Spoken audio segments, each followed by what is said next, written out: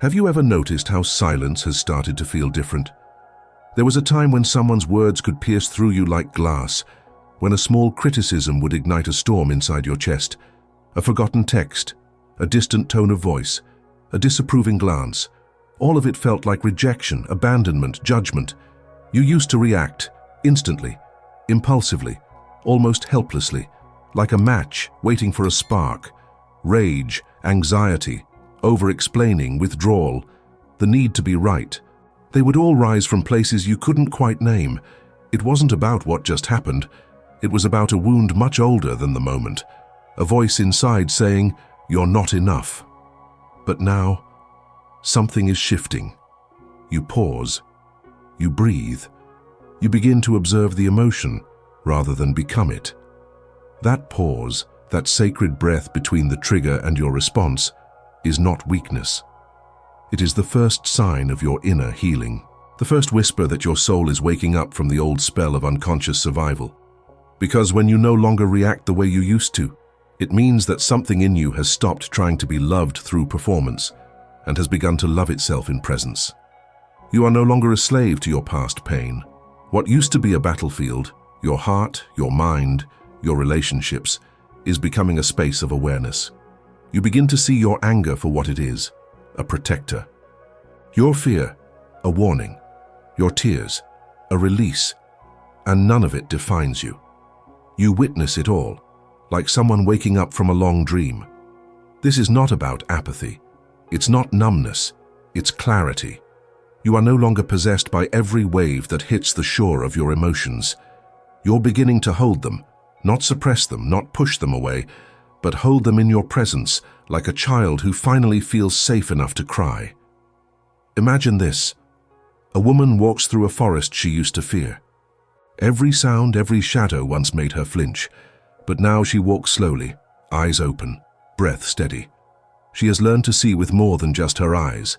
She has made peace with the darkness because she no longer fears what it reflects. That woman is you.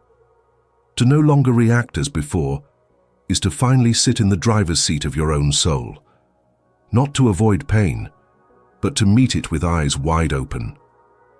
Healing begins with awareness. This change didn't happen overnight.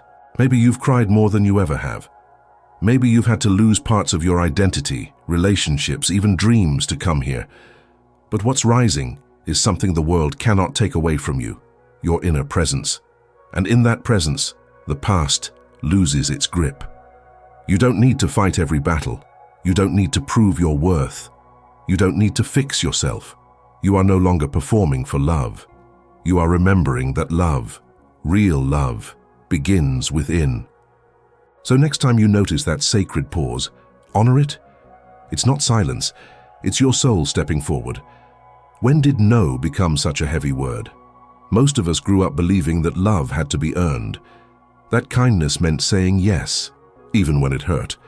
That to be good, to be accepted, to be loved, we had to betray ourselves again and again. And so we became experts at abandoning ourselves, staying in conversations that drained us, tolerating behaviors that bruised our spirit, swallowing our truth so we wouldn't lose connection. But what if the connection you feared losing was never real, if it required your silence? One of the clearest signs that you're healing is this. You begin to set boundaries, and the guilt no longer controls you. You stop apologizing for needing space, for needing rest, for needing respect. Because you begin to remember, not just mentally but in your bones, that your needs matter. That love without respect is not love. That being available for everyone else while being absent for yourself is not noble. It's self-abandonment dressed in virtue. There was a time when your nervous system would panic just thinking about saying no. You'd over-explain, over-apologize, soften every truth to make it palatable. But healing changes that. You start to feel the difference between being kind and being compliant. You stop confusing boundaries with rejection. You stop thinking you have to explain your soul. Boundaries are not walls, they are doors. Doors that let love in and let disrespect out. You realize a boundary is not something you place on others, it's something you place around your peace. It's an act of self-respect, not punishment. You are not hurting anyone by choosing your well-being. You are simply remembering that your presence is sacred, and not everyone should have access to it without intention and reciprocity. Picture this. There's a garden inside of you. It took years to grow, decades to learn what waters you and what drains you. And now, as you finally begin to bloom, you build a fence not to isolate, but to protect the life you've worked so hard to cultivate. Not everyone is meant to walk through that garden, and that's okay. Some people will get angry when you stop handing them the keys to your soul. That's not a sign that you're wrong. It's a sign that you're finally choosing yourself. Healing is reclaiming your worth. And your worth was never supposed to be earned by how much of yourself you gave away. So when the guilt rises, and it will, you meet it with compassion. You breathe through it. You remind yourself, I am not responsible for other people's reactions to my truth. You are allowed to change the rules that once kept you small. You are allowed to evolve beyond who others thought you were. You are allowed to make your life a place where your soul feels safe. This is not selfishness. This is self-honor. And that is the kind of healing that changes everything. Have you ever sat in a quiet room and felt a storm rising inside? Silence used to feel like punishment. The absence of voices, distractions, chaos. It once amplified the noise inside your own head. Left alone, you'd reach for your phone, your calendar, your next obligation, anything to avoid the ache. But something has shifted. Now, slowly, gently, you're learning to sit with yourself. And not just sit, be. Not out of exhaustion, but out of reverence. One of the most powerful signs that you're healing is this. You no longer fear your own presence. You are beginning to come home. Once, being alone meant being unwanted. It was a space you associated with shame, with questions that had no answers. But now solitude feels sacred. You light a candle. You put on soft music. You feel the warmth of your tea in your hand. There's a softness in the air that doesn't need to be filled. It welcomes you. Because for the first time in a long time, you're not running. You are no longer trying to outrun your thoughts.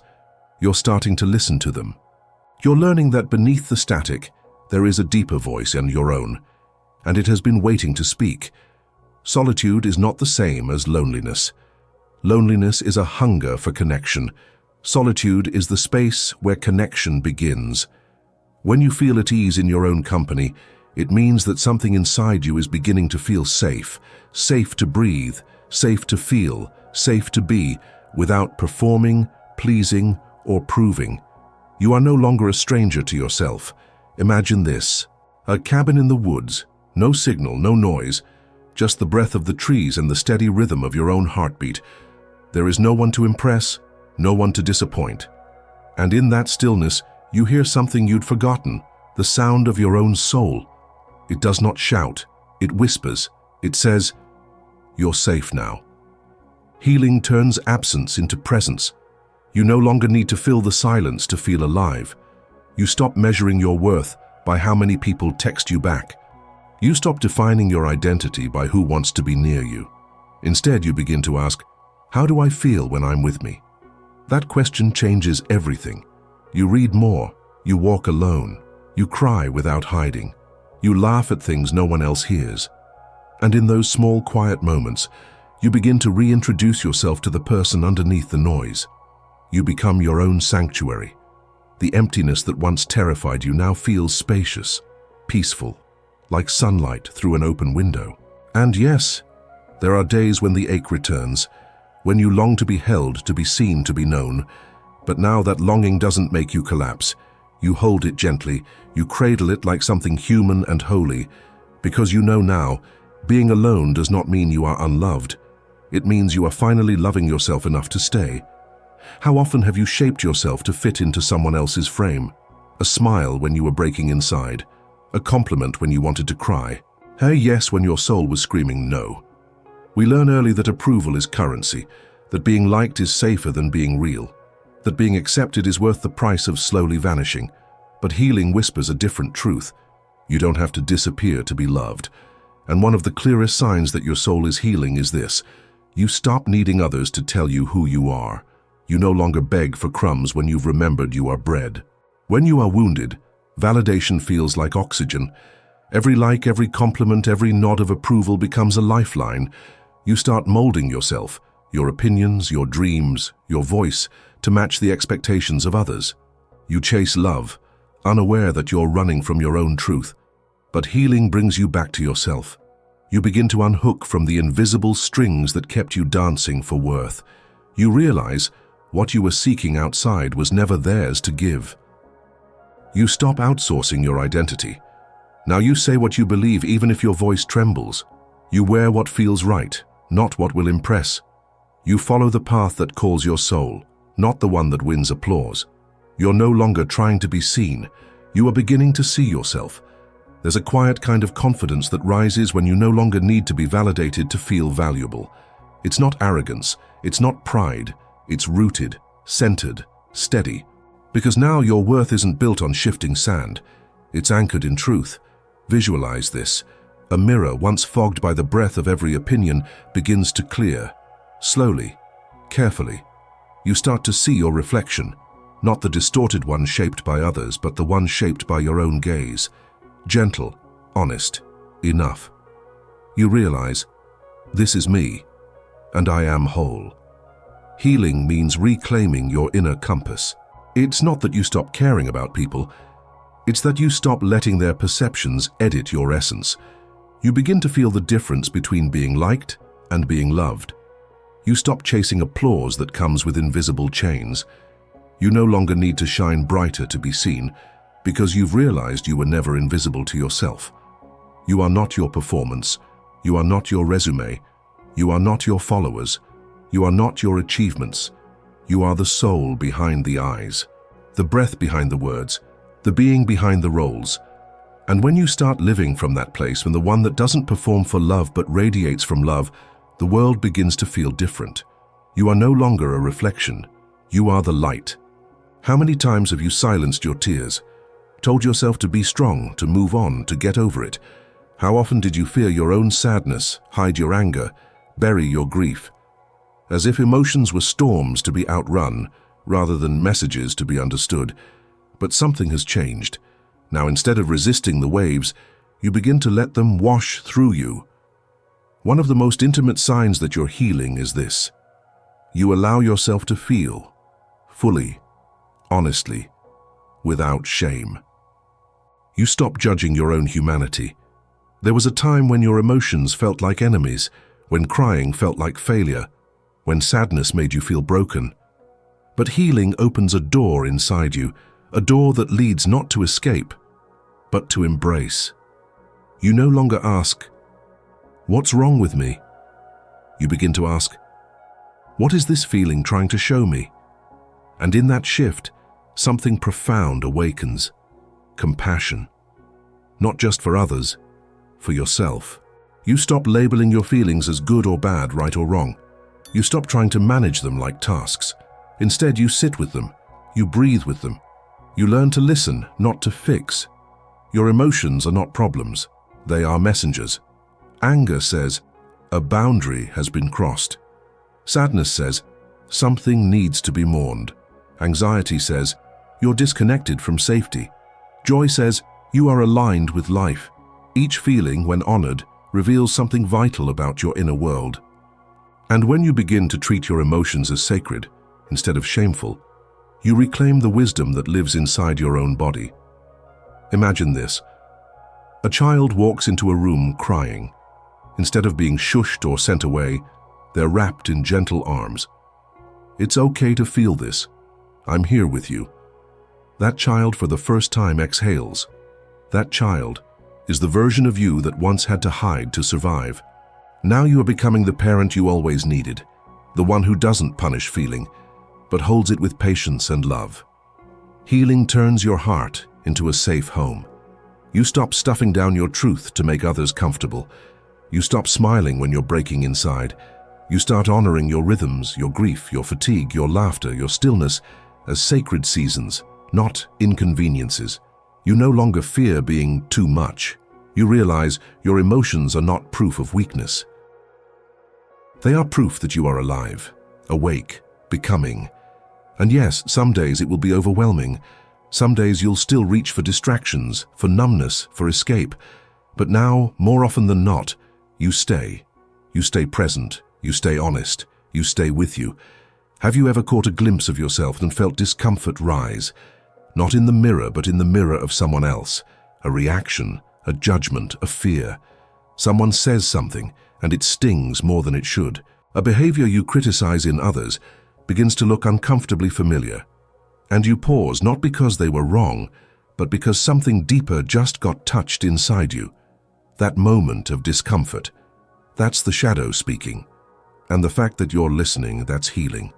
The shadow is everything you've hidden to be accepted, all the emotions you suppressed, all the impulses you denied, all the truths you abandoned to keep the peace, to belong, to survive. Your anger, your envy, your insecurity, your pride, the parts of you you'd rather not see, because once someone taught you they were unlovable. But healing begins the moment you stop running, the moment you realize your shadow is not evil. It's exiled, and it longs to come home. You no longer fear what you discover within. Where once you'd deflect, now you reflect. Where once you'd project, now you pause. You begin to take radical responsibility, not in blame, not in shame, but in truth. You start to ask, what part of me is being mirrored right now? And what wound is being touched? And this is not self-punishment, it is self-liberation. Because the parts you've disowned are the ones holding your buried power. Your anger might contain your courage, your envy might reveal your forgotten dreams, your fear might point to your deepest longings. Picture this. There's a cave you've avoided all your life. It looks cold, dark, endless. But one day, you step in. And as your eyes adjust, you realize it's not a cave at all, it's a womb. Inside, something ancient and true has been waiting for your return. That something is you. Healing is not light without darkness. It is wholeness. You stop trying to be perfect. You stop pretending. You start being real, raw, honest human. You forgive yourself for the mistakes made in survival. You stop splitting yourself into acceptable and unacceptable pieces. You gather all of it, the light, the shadow, the in-between, and hold it in your hands like a mosaic. Because now you know, the goal is not to become someone else. The goal is to remember who you are, beneath the masks. You stop hiding from your own humanity. You no longer fear being too flawed or too broken. You begin to understand that embracing your shadow makes you less dangerous to others and far more compassionate. Because once you've sat with your own darkness, you can hold space for the pain of others without judgment. That is not weakness. That is strength beyond measure. How long have you fought against the tide, clinging to what you thought should be, resisting endings, forcing beginnings, trying to control every step, every outcome, every unknown, all in the name of safety? Because to let go felt like defeat. To surrender felt like failure. But healing brings you to a sacred edge, a place where you stop asking life to follow your plan and start learning to trust the mystery unfolding. This is the final sign you are beginning to heal. You no longer need certainty to feel safe. You stop clinging. You start allowing. There was a time when uncertainty felt unbearable, when not knowing made you spiral into anxiety, panic, overthinking. You thought if you could just understand, predict, manage, you could finally rest. But healing teaches a different lesson. Not everything is meant to be understood. Some things are meant to be experienced. Now you breathe through the unknown. You learn to live inside the question. You begin to say things like, I don't know what's next, but I trust I'll find my way. Not because you're naive, but because you've seen what happens when you force life and what happens when you let life lead. Trust is not passive. It's the bravest thing you'll ever do. You still plan. You still hope. You still care. But you release the white-knuckled grip. You make room for divine timing, for detours, for mystery. You realize some delays are protection, some losses are redirections, some heartbreaks are the very things that cracked you open to your own soul. This doesn't mean you stop grieving. It means you stop resisting what is and start moving with it. Visualize this. A river winds through a dense forest.